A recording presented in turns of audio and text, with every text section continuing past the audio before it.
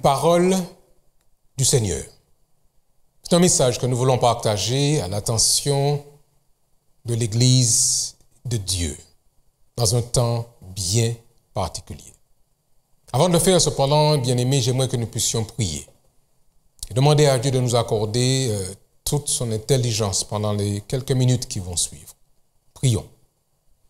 Notre Père et notre Dieu, nous vivons dans des temps troublés,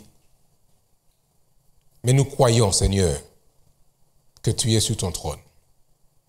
Alors que nous ouvrons ta parole pour considérer ce que tu veux nous dire, dispose nos cœurs, nos intelligences.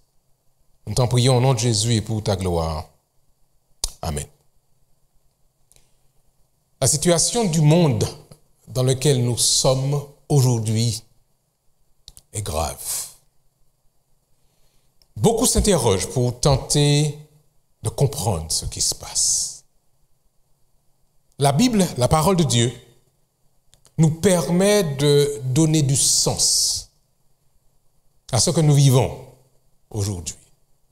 C'est pourquoi ce matin, c'est pourquoi aujourd'hui, j'ai voulu prendre une portion du texte sacré afin de considérer ce que Dieu a à nous dire. J'aimerais vous inviter donc, chers amis, à considérer la prière d'un homme de Dieu et la réponse du Créateur. Parce que notre Dieu parle. Notre Dieu n'est pas loin, notre Dieu n'est pas distant. Il est tout près. Cet épisode que j'aimerais vous inviter à considérer, nous le retrouvons dans le livre des Chroniques, dans 2 Chroniques chapitre 6. La scène est assez spéciale. Vous avez le roi Salomon qui vient d'achever la construction du temple de Jérusalem à la gloire de Dieu. C'est un édifice magnifique, resplendissant. Ceci correspondait au vœu de son père, David. Mais l'Éternel n'a pas permis à David de pouvoir réaliser cette construction. Et Salomon fait ce travail. Et ce jour-là, Salomon est rassemblé avec le peuple pour inaugurer, pour offrir cet édifice à la gloire de Dieu. Et dans ce moment d'inauguration, Salomon va faire une prière d'intercession, une prière de dédicace. Et les paroles qu'il prononce ce jour-là, chers amis, sont très importantes. Et j'aimerais vous inviter à considérer avec moi ce que disait Salomon ce jour-là. 2 Chroniques chapitre 6.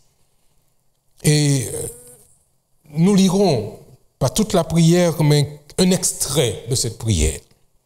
Si vous avez vos Bibles dans 2 Chroniques chapitre 6, j'aimerais que nous puissions commencer la lecture au chapitre 6 au verset 21.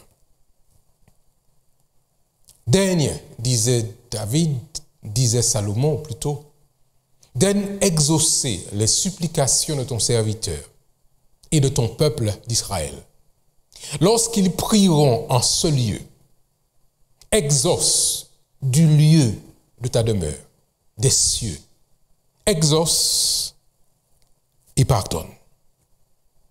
Si quelqu'un, Salomon continue, si quelqu'un pêche contre son prochain et qu'on lui impose un serment pour le faire jurer, s'il vient jurer devant ton autel dans cette maison, écoute-le des cieux et agis et juge tes serviteurs.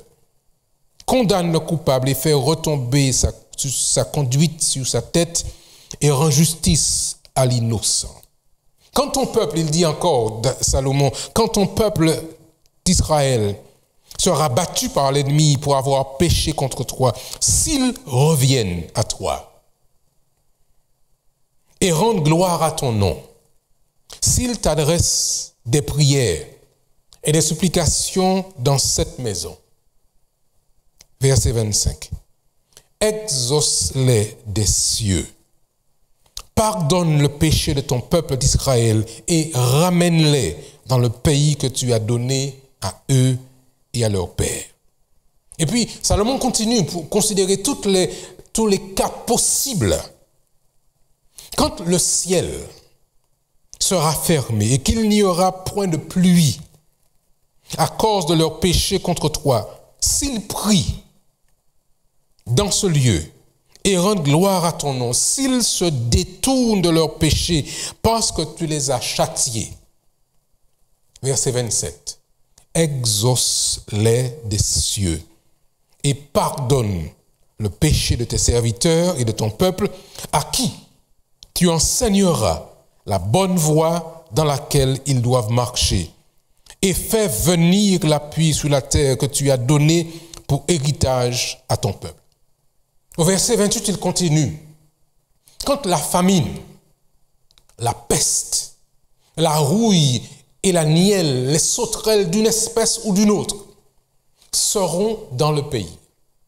Quand l'ennemi assiégera ton peuple dans son pays, dans ses portes, quand il y aura des fléaux ou des maladies quelconques, si un homme, j'aime la précision du serviteur Salomon quand il intercède, si un homme ou si tout ton peuple d'Israël fait entendre des prières et des supplications, et que chacun reconnaisse sa plaie et sa douleur, et étende les mains vers cette maison, si un homme, alors Salomon de dire, Seigneur, exauce-le des cieux, du lieu de ta demeure, et pardonne. Pardonne. Fais grâce. Rends à chacun selon ses voies. Toi qui connais le cœur de chacun, car seul tu connais le cœur des enfants et des hommes. Ça, c'est la prière de Salomon, qu'il fait en public devant le peuple. Et puis, le service a lieu, l'Éternel remplit ce lieu de sa gloire. Il est évident que l'Éternel répond, exauce cette dédicace qui lui est faite. Et puis, quand vous continuez à lire le chapitre 7, alors que Salomon était sur sa couche pendant la nuit, selon 2 Chroniques chapitre 7 verset 12, l'Éternel apparut à Salomon pendant la nuit et il lui dit, j'exauce ta prière et je choisis ce lieu comme la maison où l'on devra m'offrir en sacrifice. Et comme je vous disais tout à l'heure que Dieu n'est pas distant et que Dieu est au courant, il est au clair sur ce qui se passe maintenant. Voilà ce que dira l'Éternel à Salomon. Quand je fermerai les cieux, en faisant référence à la prière de Salomon, quand je fermerai les cieux, il n'y aura point de pluie. Quand j'ordonnerai aux sauterelles de consumer le pays, quand j'enverrai la peste ou les pestilences parmi mon peuple, 2 Chroniques 7,14, si mon peuple, sur qui est invoqué mon nom, s'humilie, prie, cherche ma face, s'il se détourne de ses mauvaises voies, je l'exaucerai des cieux, je lui pardonnerai son péché et je guérirai son pays. Voici la réponse de Dieu à son serviteur. Bien-aimé, l'heure est grave aussi aujourd'hui. Mais c'est aussi le moment pour que l'Église de Dieu de passer à l'action face à une situation qui nous dépasse. Vous savez, cette posture d'immobilisme ne correspond pas à la mission de ce mouvement prophétique de la fin des temps initié par Dieu lui-même. Nous n'avons pas, comme dirait le prophète Ésaïe, à promener des regards inquiets. Mais aujourd'hui, nous voulons lancer une fois de plus un appel solennel à la prière, mais aussi à la repentance. Il est bon de prier, mais il est aussi fondamental de reconnaître ses fautes et de demander à Dieu de faire grâce et de nous accorder son pardon. un appel solennel que nous voulons lancer à la prière et à la repentance. Face à cette augmentation exponentielle du nombre de décès et de contamination, nous avons, en tant que peuple de Dieu, un rôle spirituel à jouer. Et par conséquent, nous ne pouvons pas rester silencieux. Et voici la formule que Dieu propose à Salomon, qui est valable encore pour nous aujourd'hui. 1. Si mon peuple s'humilie. Nous devons faire preuve de cette humilité pour reconnaître notre incompétence, nos limites. Si mon peuple s'humilie, s'il prie en reconnaissant la toute-puissance de Dieu. Et l'Éternel dit encore à Salomon, s'il cherche ma face, s'il se tourne vers le seul Créateur. Et puis il dit à Salomon ce jour-là, s'il se détourne de ses mauvaises voies, s'humilier, prier, chercher la face du Créateur, se détourner de ses mauvaises voies, alors l'Éternel fera ce qu'il a promis à l'époque, encore aujourd'hui. Je l'exaucerai des cieux. Je pardonnerai son péché. Et je guérirai son pays. Chers amis, l'Église adventiste du 7e jour a reçu un message de santé clair et précis pour la fin des temps. Message, hélas, qu'elle a en grande partie négligé, voire parfois méprisé. Et aujourd'hui, nous sommes dans les mois. Nous crions à Dieu en reconnaissant notre état, notre situation, notre condition. Cependant, chers amis, la mission qui nous a été confiée n'a pas changé. La mission que Dieu confie à son peuple, à ses représentants sur terre, à ce mouvement prophétique qu'il a lui-même initié, sa mission est claire. Et la mission que Dieu confie à son peuple n'est pas de faire la promotion du vaccin, n'est pas non plus de pouvoir se positionner contre ou pour. La mission que Dieu nous confie, elle est simple. C'est notre devoir de pouvoir proclamer le message du retour prochain de notre Seigneur et Sauveur Jésus-Christ. Cependant, c'est de notre devoir sacré, d'apporter un soutien spirituel et émotionnel à nos frères et sœurs dans la foi et à nos frères et sœurs, nos concitoyens, nos voisins, nos amis qui sont angoissés par cette situation.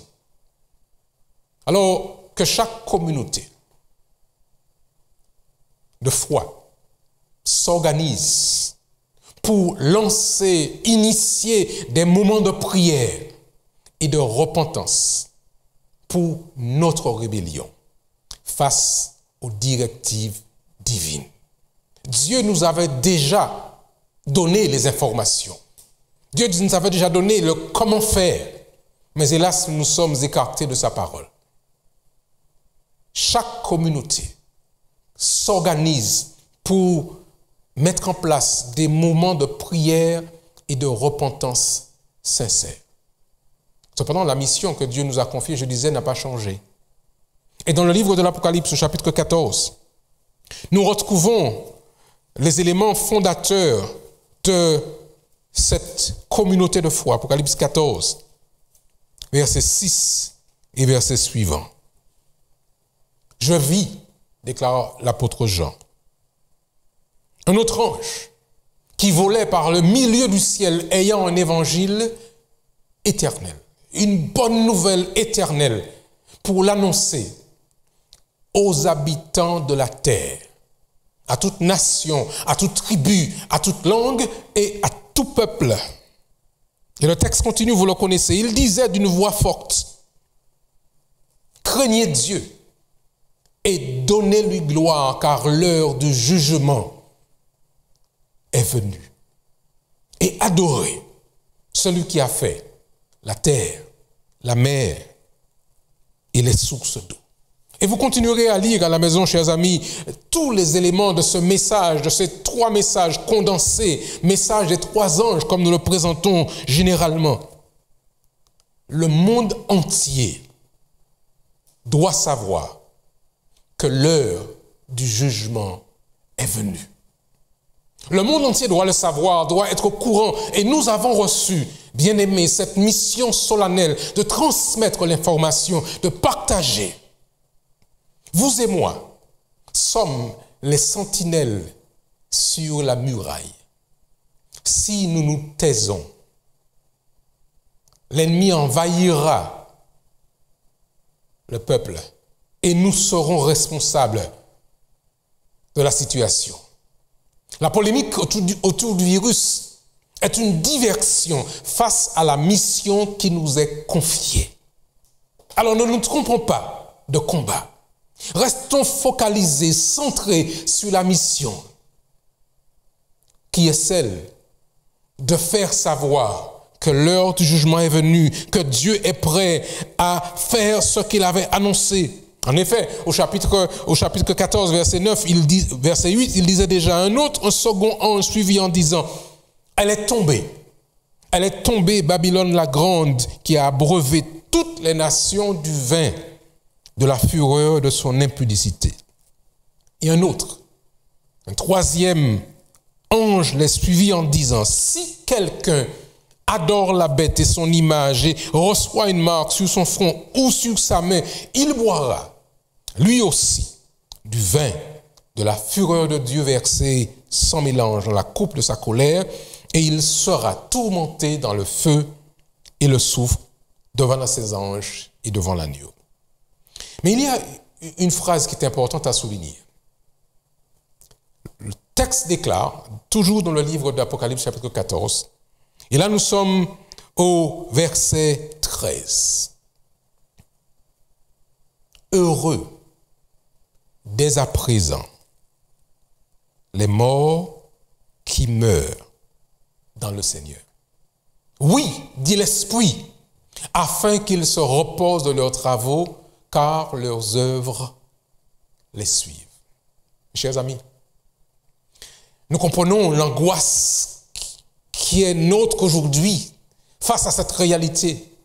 Mais nous comprenons une chose, que Dieu nous avertissait déjà que dans le prolongement de la proclamation de ce message des 3 anges, certaines choses se passeront, en particulier l'appel du Seigneur de quelques-uns de ses enfants pour qu'ils aillent se reposer en attendant que l'Éternel continue l'exécution de son jugement. La mort n'est pas une fin pour Dieu, mais un sommeil.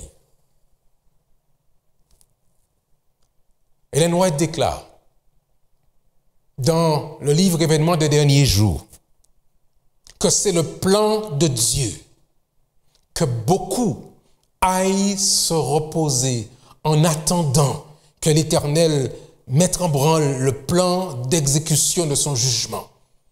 Je vous recommande en particulier la lecture du livre Événements des derniers jours, qui reprennent de manière spécifique cette information. Je vous invite à lire en particulier le chapitre 18 de ce livre des Événements des derniers jours, pour que nous comprenions que Dieu ne nous laisse pas dans l'ignorance. Mais le plan continue. Voici la suite des événements qu'il annonce. Pour qu'il n'y ait pas de surprise, écoutons la suite des événements tels qu'ils sont présentés dans la parole sacrée. Vous avez vos Bibles encore dans le livre d'Apocalypse chapitre 14. Et lisons à partir du verset 15 et suivant.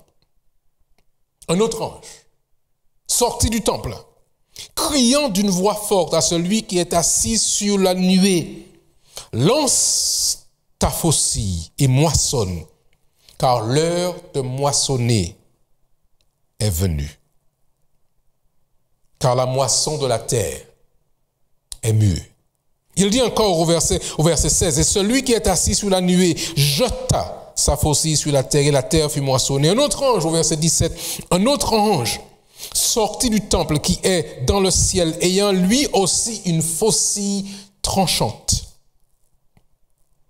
Et un autre ange qui avait autorité sur le feu, sorti de l'autel, s'adressa d'une voix forte à celui qui avait la faucille tranchante, disant, « Lance ta faucille tranchante et vendange les grappes de la vigne de la terre, car les raisins de la terre sont mûrs. » Mes bien-aimés frères et sœurs, le Christ nous avait annoncé l'imminence du jugement. Maintenant, la suite du chapitre nous donne la description de la réalisation du jugement exercé par Dieu sur cette terre.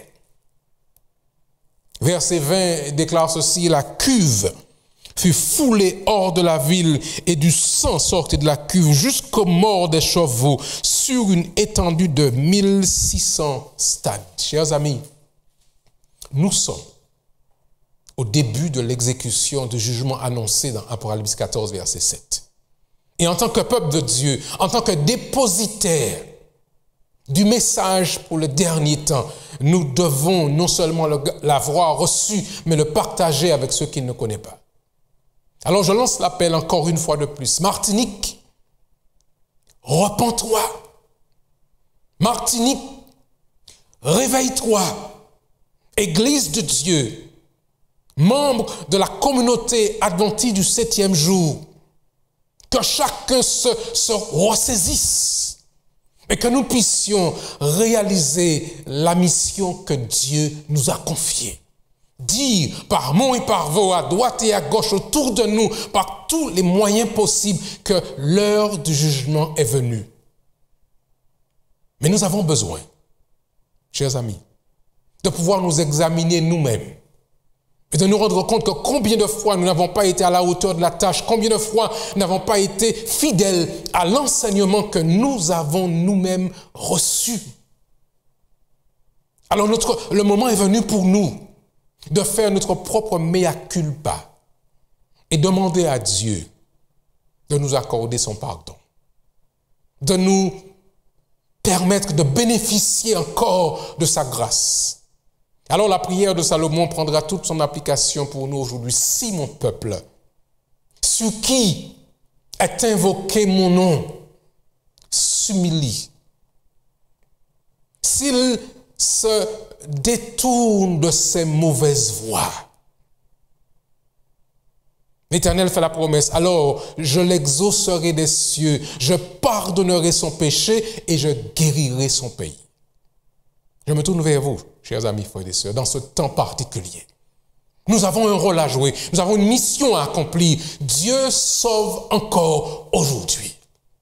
Mais c'est à nous, peuple choisi de Dieu, choisi non pas parce que nous ayons une qualité quelconque, mais par sa grâce, de pouvoir nous lever comme un seul homme et de pouvoir parcourir ce pays par tous les moyens possibles, par les réseaux sociaux, par toutes les formes possibles, par le téléphone, dire que chacun doit se remettre en question, examiner sa propre vie et faire en sorte que nous puissions demander à Dieu de nous accorder le pardon de nos fautes et de nos erreurs. Dieu sauve encore aujourd'hui. C'est la parole de Dieu que j'ai voulu partager avec vous ce matin. C'est la parole que j'ai voulu partager avec vous encore aujourd'hui. Que tous l'entendent et que nous soyons au clair sur notre rôle, sur notre mission, sur ce que Dieu attend de nous. Pasteur, prêchez l'évangile du Seigneur et rien d'autre.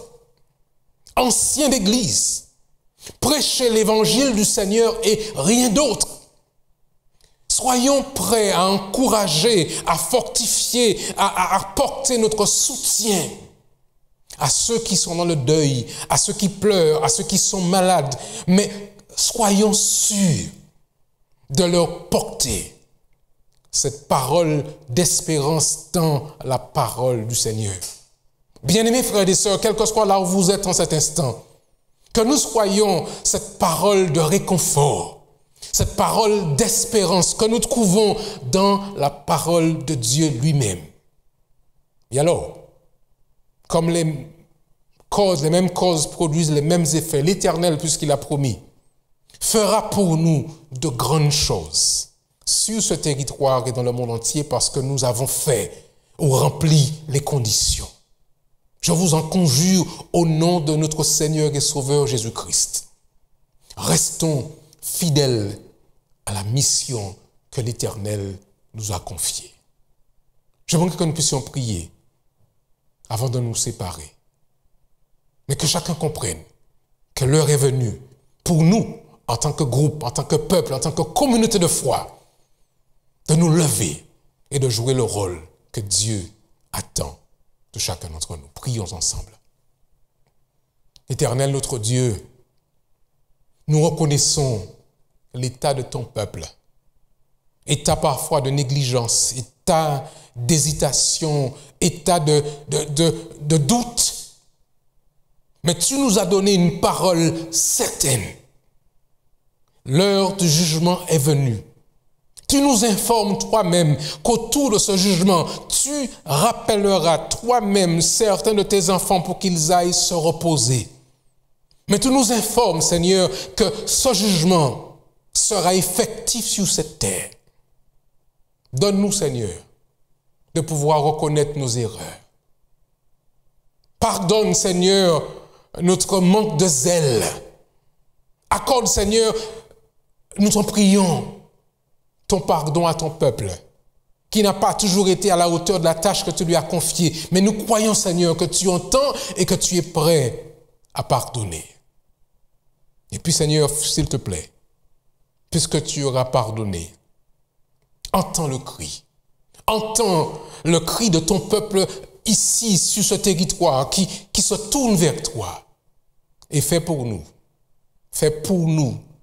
au-delà de ce que nous pouvons demander et penser, pour ta gloire et ta gloire seule dans l'exécution de ton plan.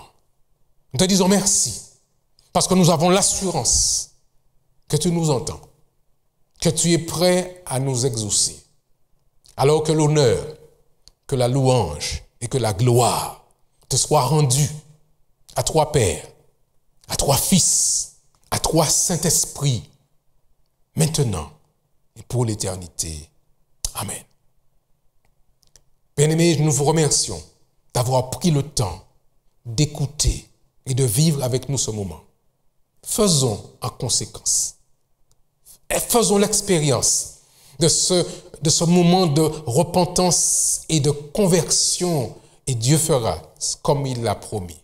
Que Dieu vous bénisse. Maranatha. Et à très bientôt.